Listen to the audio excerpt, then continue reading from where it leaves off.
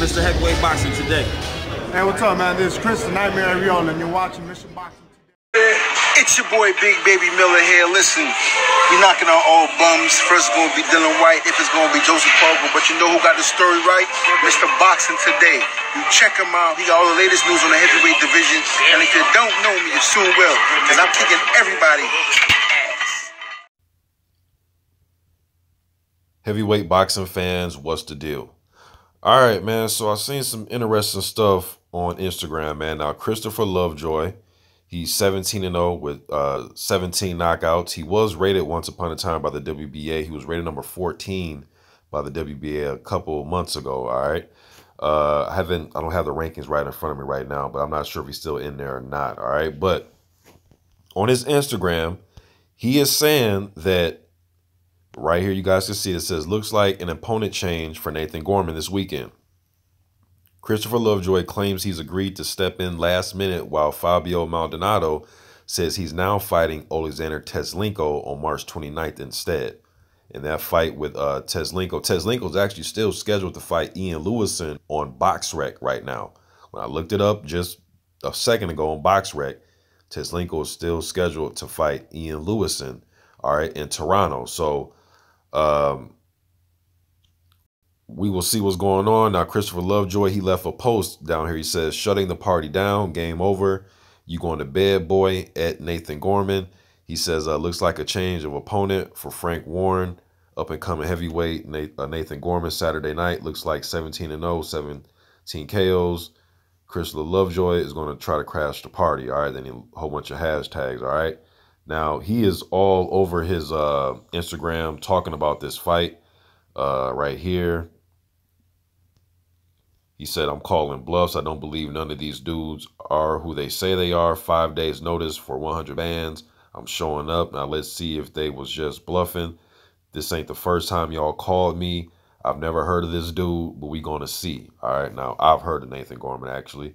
And Gorman versus Dubois is a fight that a lot of us want to see.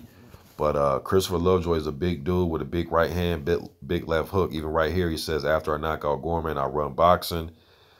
He's talking real spicy on social media, man. I like his attitude. I like that he wants these fights. He trains out of the Mayweather gym. He trains out of the Mayweather gym. Go up here. Look at this one. He says, I'm knocking this dude out cold. This little bitch ain't been tested. I'm going to show him. I'm going to fucking y'all whole party up. 6'5", 275 pounds. Christopher Lovejoy, 17-0 versus 6'3", 255 pounds. Nathan Gorman, 15-0. I'm betting my whole purse I knock this fool out on Saturday. Yo, I like this fight, man. So hopefully this is official. Like I said, on BoxRec, it's not, they don't have their opponent switched on there. They have Lovejoy fighting I forgot the guy they had him fighting, but they still have Gorman fighting Maldonado. They still have Teslenko still fighting Lewison. All right. So hopefully something official comes out as far as, you know, be reported by World Boxing News, or maybe something on Boxing Scene, or maybe just Frank Warren will have something on his Instagram page, or maybe Nathan Gorman. But even when I went to Nathan Gorman's page, there was nothing on his page talking about an opponent switch. All right. Let's go to Nathan Gorman's page one more. Let's go to it right now. Yeah, right here is nothing, you know what I mean, talking about an opponent switch, all right?